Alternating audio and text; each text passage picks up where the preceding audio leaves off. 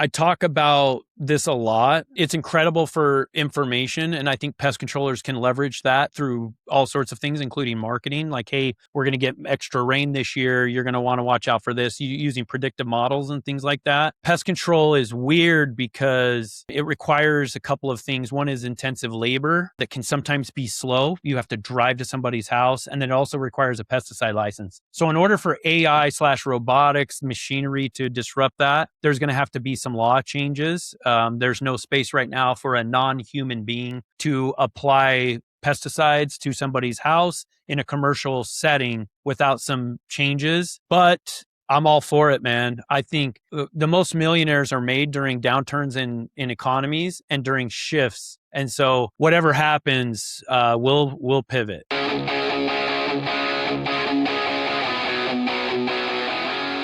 This episode is brought to you by 10X Nerds. If you're a business owner doing real revenue, there's a good chance you're overpaying in areas you haven't even looked at. Things like credit card processing, insurance, telecom, and more. 10X Nerds comes in, audits your expenses across 30 plus categories, and finds immediate savings. And here's the kicker. They only get paid if they save you money. It's a complete no-brainer. If you want to keep more of what you make, go check them out at 10xnerds.com. This episode is brought to you by my friend Silas Lagoy over at ForgeMark Wealth. If you're a high-income business owner or professional and feel like you're getting crushed by taxes, you're not alone. And more importantly, you're not stuck. ForgeMark Wealth specializes in advanced legal tax strategies and wealth planning designed to help you keep more of what you make, grow it efficiently, and actually build long-term freedom, not just income. If you're making serious money but don't have a real strategy behind it yet, I highly recommend connecting with Silas and his team.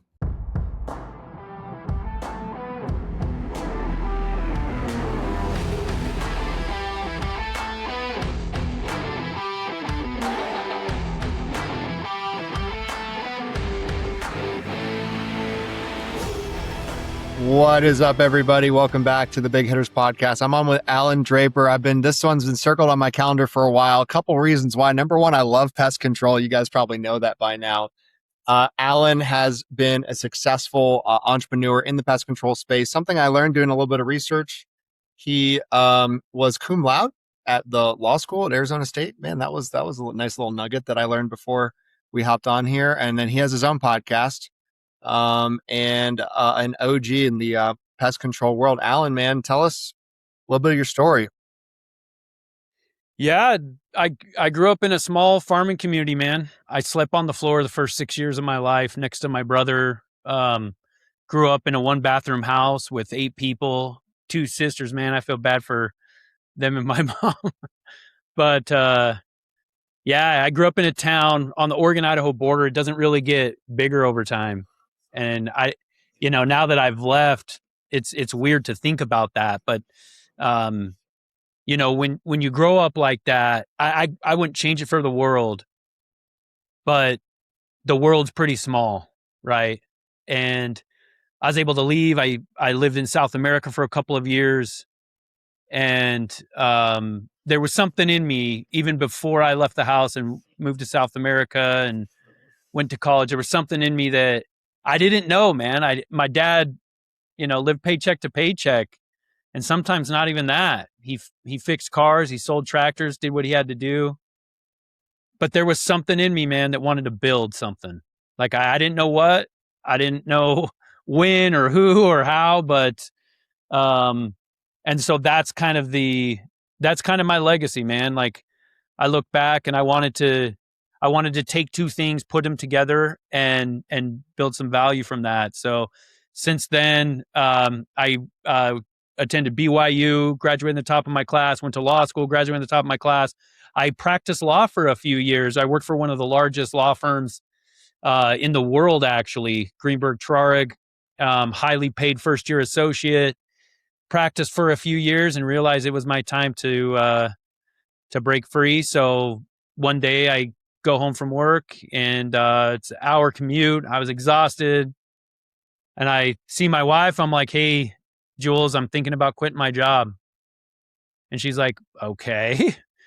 And I said, and I'm thinking about starting a pest control company. And she's like, okay. And then I tell her, and I think I'm going to pack our 2-year-old and our 4-month-old up, and we're going to move to Detroit to do it. And she looks me straight in the eyes and she's like, let's freaking do it. So from there, like started a pest control company and currently own 26 businesses. I'm an angel investor. I've been investing in real estate for 20 years. I wrote a book. I have a podcast. So I'm a jack of all trades and a master of none or few. So.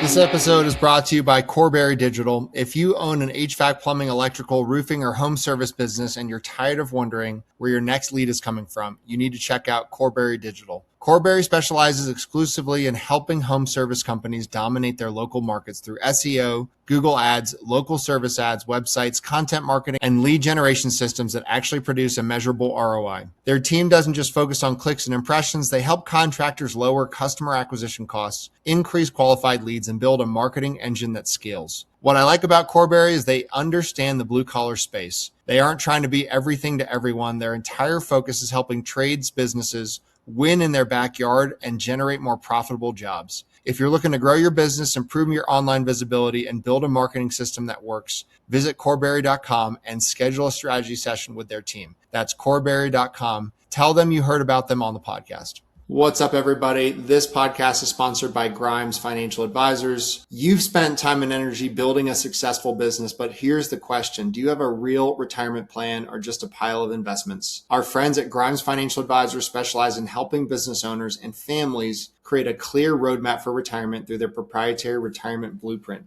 Instead of focusing only on investments, they look at the entire picture: income planning, taxes, long-term care, legacy planning, and making sure your money is actually working for the life you want to live.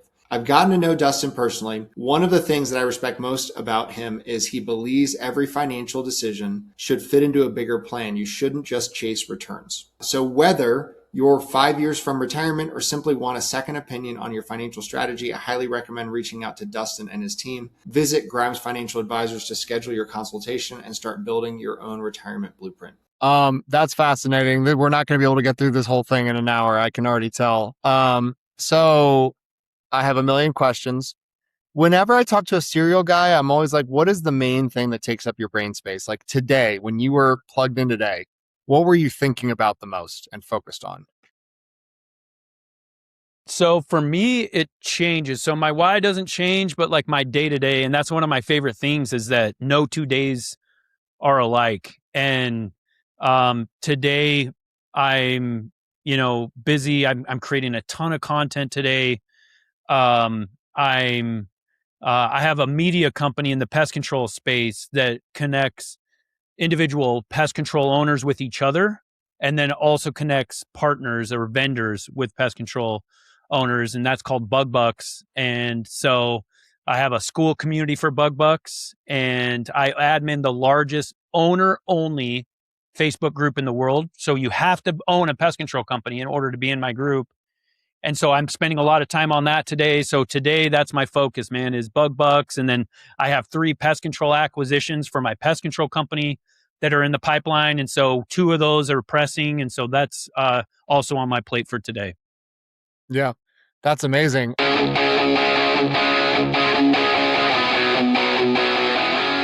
This podcast is sponsored by Action Coaching. If you're a home service business owner, ask yourself this: are you constantly chasing new leads or just keeping the business growing? Ben Jordan built a $100 million plumbing and HVAC company. Inside the Action Group, he teaches contractors how to create recurring revenue, strengthen leadership, improve sales, and build systems that reduce the owner's day-to-day involvement. Members get weekly coaching, practical templates, proven scripts, and strategies designed specifically for home service businesses. If you want to get out of the truck, build something that runs without you and creates real wealth, check out the Action Group on School and book your free consulting call. So what was when you started Bug Bucks?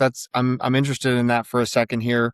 Were you just trying to unite the pest control community? Were you just trying to serve the pest control community? What was the vision behind that?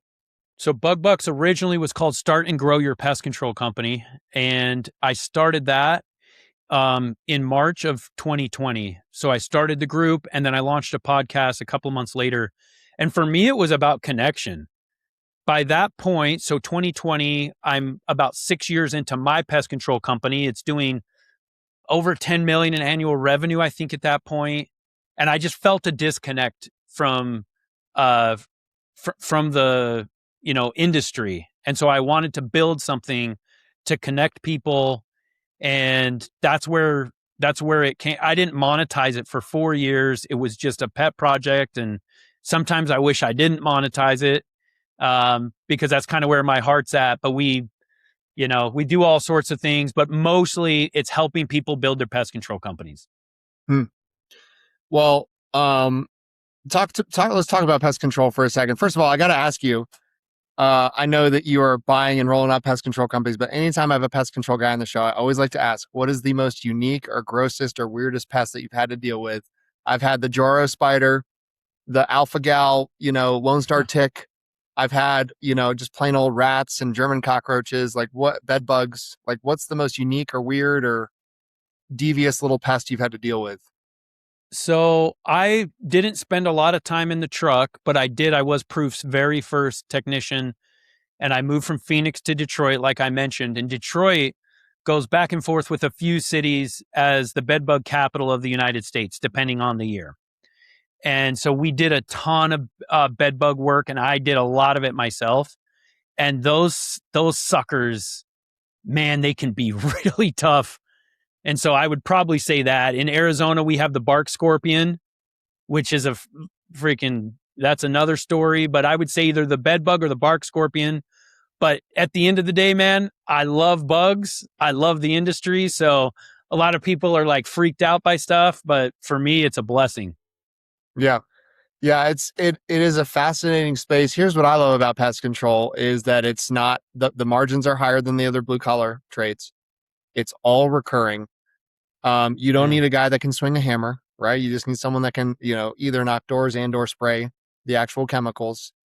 It seems to be growing, right? Certain pest control guys I talk to, especially like in Florida, that might be the mecca for bugs and like pests and wildlife and stuff like that. And then they're all the nicest people because half of them or more are Mormon. And so I just love talking to the pest control guys because they're all just such nice guys. And the industry's the industry's so cool. And I came from the legal world. And so the legal world's pretty cool too. Like the fraternity between attorneys and even opposing counsel and stuff like that. But there's something special about pest control. Regardless of religion, there's this thing where we lift each other up. So I help my competitors help me. There's a lot of reasons why I love pest control, but that's certainly one of them. So let's talk about marketing for a second. And I'm happy to take this wherever you, but I find marketing a fascinating conversation. Mm-hmm. And you can kind of correct me if I'm wrong, but I think any smart blue collar guy should be thinking about how to be found on large language models. What trends are you seeing? Do you have any secret sauce or any game you can put us on with marketing to grow your home service business? Oh man, we could do like an entire series of episodes about that. So I mentioned pre-record button that I own a digital marketing agency called Lizard. And we specialize in digital marketing, designing websites, logos, stuff like that for home service businesses, especially pest control. So this is my thing. And recently we've almost stumbled upon this new frontier of website building that's based off of SEO, AEO, and language learning models. And it's a double-edged sword because a lot of home service businesses like pest control, they bootstrap. And our websites that we build are very, very expensive. And so in the beginning, if I'm coaching you and you want to start a pest control company, I don't go after the LLM. I don't do that right now. If I'm bootstrapping, if I have several $100,000 to start my company, that's different. I'm going to get a basic website, and then I'm going to develop a marketing plan that probably includes some type of door knocking, word of mouth, some lower barrier to entry type marketing. And this is I own a digital marketing agency, and I'm shooting myself in the foot right now by saying, don't go blow a bunch of money on marketing. Get your systems figured out. If you have more time than money, start with those types of resources to build your company. But to your point, 100%, that's the future of marketing. It's already here. And not only that, it changes way faster than the old days of Google ever did, Google paid search. It changes so fast because now what's happening is an individual is asking a machine to search for them versus an individual searching for themselves. And so because of that, now you have this intermediary that is, it's self-changing every day. So it's so cool. There's so much opportunity there. If you're doing millions of dollars in annual pest control sales, you got to do it. Yeah. I was going to ask you on what I want to talk about. I want to keep, I was going door knocking. That was what got me. So this was when I first started interviewing pest controls roofers. I was like, door knocking is kind of a thing. And I had a guy on the show recently who's like, actually, it's fairly new. I would see it as an archaic form of marketing, but it's only like in the last 20 years that it's become a thing again. And I actually become friends with Austin Macer with Macer Sales Training. And he's I love Austin, dude. Yeah, I love him. I texted him when you hopped on. And so why is it route density? Like, what's the reason why door knocking is such a great acquisition model for this home service, but not others? So there's pros and cons. The pros are route density for sure, but I think even above that is there's no real risk if the pay model is set up correctly, because the door knocker does not get paid unless they close a sale and produce revenue for the company. There's risk in getting a team going, recruiting people. There's upfront costs that way, but it really comes down to with Google, bro, you could burn through 10 grand in ad spend, snap of the fingers, without any sales unless your systems are dialed. Okay. Mm-hmm. With door knocking, it's not really like that, although there is some risk there. So it's route density, it's the volume. That's huge, man. When you got teams out there, your company's it's just going to explode. And then you also get to choose your exact demographic. You literally knock on the door of the individual that you want to sell pest control to. You can get pretty dialed with some type of geofencing and other types of digital marketing where you're honing in on zip codes and other areas. But having that direct control over neighborhood by neighborhood with the paired with volume and route density it's really tough to beat. What's the strategy guys are sleeping on? You mentioned a couple of cheap ones. If you were bootstrapping, like, is there a marketing strategy you feel like people are sleeping on that's kind of a hack for the home services? Yeah, if your marketing budget is really limited, I would just absolutely pound Facebook groups. I would get into HOAs and town groups, and what people are sleeping on is they're not adding value up first. So what I mean by that is if somebody's like, hey, I need a pest control company in this neighborhood, you'll have, especially in Arizona, you'll have 100 companies referring themselves. What I would do is I'd be proactive about it. I get into a town group or an HOA group or whatever, and I would just start posting helpful information like, hey, rain's coming. Make sure to watch out for these spots because you're going to get some more mosquitoes there. You don't want the standing water. Add value first in those groups, but definitely some huge opportunity there. It's a time investment, but doesn't cost any money per se. Yeah, I've seen there's entire marketing agencies now forming around like just Facebook groups and just like how to harvest and capture lead flow from Facebook groups. It's so interesting, man. What a time to be alive. Like, go to a fashion mailers are like hot again. Like, I don't know, man. There's so many different ways to make money. It's kind of cool. Talk to me about some of the investing you're doing. Are people approaching you with opportunities? Are you looking for opportunities? How are you finding the 26 companies plus that now you're invested in?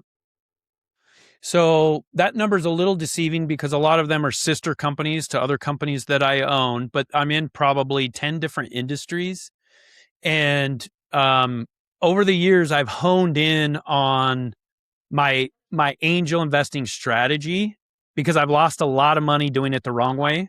So I'm always looking for potential companies. I'm always willing to write a check if the right opportunity presents itself. But what I'm doing now is I am getting invested in companies that solve a problem that one of my other companies currently has. There's a Utah-based company called LinkX.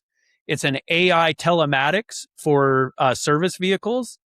My buddy is building that company, and he reached out to me, and that was a no-brainer for me. I love the direction.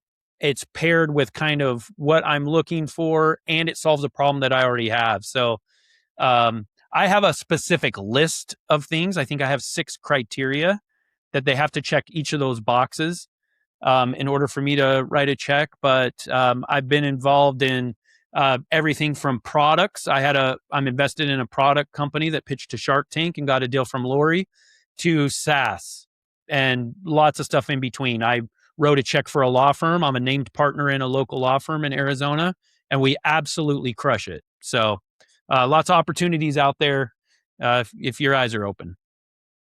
Talk about your early bounce back from failure. I know one of the notes I had was the $60 million success, but your first venture kind of collapsed.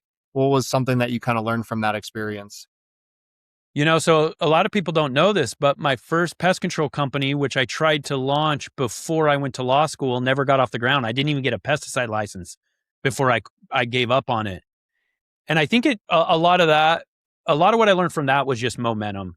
It's just at that point in my life, I didn't have a lot of things in order. I didn't have focus. And so I think, because starting a business is so hard, it takes so much out of you.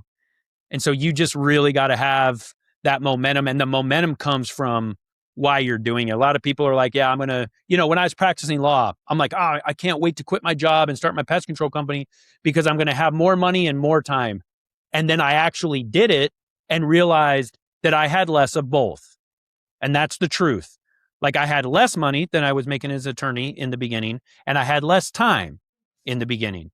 And it takes years to get to a point where your systems and your people are operating at a high level. So you got to have that momentum, and that momentum comes from figuring out why you're doing this in the first place. Yeah, that's good. I know you have a scaling framework. You talked about like kind of the 3 steps or progressions that people need to move through. Where do you find that most people get stuck in that progression? So what do I say? That at first when you start a business, you do what you have to do, then you do what you wanted. Then you do what you first you do what you have to do, then you do what you're good at, then you do what you want to do. And I think a lot of people get stuck on that in that second phase. And sometimes that first and second phase are the same, where people start a business. For example, door-to-door reps. They can get really good, and that's such a valuable skill. But then they'll start a pest control company based around that skill, and then they'll use all their time doing what they're good at, door-to-door sales. But it's really hard to build a company like that. And so they get stuck there. And a lot of people get stuck there because usually people enjoy doing what they're good at. It's comfortable. It's something that they pride themselves on. And so you just got to look forward. And that's the thing, is some people, that's what they want to do. But they have to realize that. And with door-to-door sales, that's not usually the case. That's not usually the end-all be-all for somebody. And so they have to push through. And if they don't do it fairly quickly, within a year, 2 years, 3 years tops, they'll get stuck for a decade. Yeah. I know that there's a lot of turnover in the home service space, and especially like it's hard to find and retain good technicians, good, guys that can swing a hammer. What have you found to be ways to like cultivate buy-in, build the team, create retention, create stickiness for those really high value employees? I mean, you're absolutely right. Retaining technicians has become so difficult. And I always say that in order to retain your customers, you have to retain your technicians. Because a customer, they'll fire a company. They have no association with proof. That association comes from who knocks on their door. We don't have a storefront. People don't come see us. It's that relationship with the technician. And in order to do that, you have to align interests. In our first interview, I want our managers and the hiring representatives talking about what that individual wants to be doing in 5 years. And then over time, that person realizes that it actually happens. So it's not just about, all right, punch in, do your job, go home. You'll lose good techs doing that. You have to talk about the future, and then you have to back it up. You have to make sure that they're, for the folks that want to, not all techs want to get into management. Not all of them want to run a branch. But for the ones that do, those high performers, you want to make sure you're talking about it. You want to make sure that you lay out a plan for them with specific dates and very specific things they have to accomplish in order to get to that point. And so, because you want them to have this hope, and then you back it up, man, those are the golden handcuffs. Yeah, that's sweet. What's something you get fired up about that we haven't talked about so far? I love helping entrepreneurs who otherwise wouldn't start a business. That's like 0 to 1 type stuff. That is like I'm learning my end all be all. That's why I'm an angel investor. That's why I created Bug Bucks. A lot of what I'm doing, I was just in a meeting earlier today. I was helping some coaches, and I told them that, like, I don't care if with this particular program that I was talking about, if someone wrote me a check, but when somebody says, "Hey, Allan, I wouldn't have started my business without you," man, those are the golden words. So I'll work for free for that type of feedback. Yeah.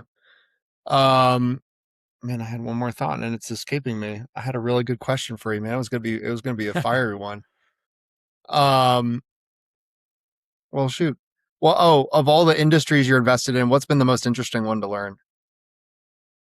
Oh, it's gotta be pest control. It's gotta be. That's the one that I'm the deepest in. I'm involved on a bunch of different layers within pest control. I spend the most time on it. But interesting for me might not be interesting for somebody else, because you know, I was in the friends and family round of a potential unicorn that was founded in Utah and Silicon Slopes there. That's gonna like change the world with this weird type of security technology. I'm a bug guy, man. Even though I have a law degree, like give me the pest control industry. That's fascinating. Okay, I had 2 more questions come to me. One, private equity, people love it or hate it. Your thoughts on it, and how have you leveraged it? Private equity has, I mean, I'm a capitalist at heart. Like, I believe in true capitalism. I believe in free markets. And I believe that if there's a niche and someone serves a purpose, that they're going to be able to benefit from that. So there's some pros and cons to private equity. But thanks to private equity, a lot of my companies are worth a lot more than they would be without them. But you got to have the right perspective. I've had several of my friends sell to private equity companies, and there's a learning curve when those guys come in and take over and start making changes. So I think it comes down to the relationship and then what the purpose is for bringing on a PE partner or something like that. But for me, there's some pros and there's some cons. Yeah. And then future of AI and robots and all the things. I have some pretty hot takes on where I think the home services space are going to go, but I'm curious to hear what your thoughts are on the shift of the industry with AI and potential robots entering the space. I talk about this a lot. It's incredible for information, and I think pest controllers can leverage that through all sorts of things, including marketing. Like, hey, we're going to get extra rain this year. You're going to want to watch out for this, using predictive models and things like that. Pest control is weird because it requires a couple of things. One is intensive labor that can sometimes be slow. You have to drive to somebody's house, and it also requires a pesticide license. So in order for AI/robotics machinery to disrupt that, there's going to have to be some law changes. There's no space right now for a non-human being to apply pesticides to somebody's house in a commercial setting without some changes. But I'm all for it, man. I think the most millionaires are made during downturns in economies and during shifts. And so whatever happens, we'll pivot. Yeah. Yeah. I think I was thinking about this the other day because my Instagram algorithm, I am deep into some robotic stuff. They must think I love robots, but I'm seeing the fine motor skills of their finger movements Elon's like, oh, you don't need to go to med school anymore. Like, what a waste of time, to become a doctor. And I'm like, there's enterprising high schoolers right now running marketing agencies, having click farms, right, and making millions, right, not going to college. And if you don't think in the next 5 to 7 years, when Elon deploys all these freaking robots, you're not going to be able to own a home services business, have no clue how to install a furnace, and have send a robot there. Like that I think is the labor is what's going to go down. And labor is like the highest single line item on a P&L for a pest control company is tech wages.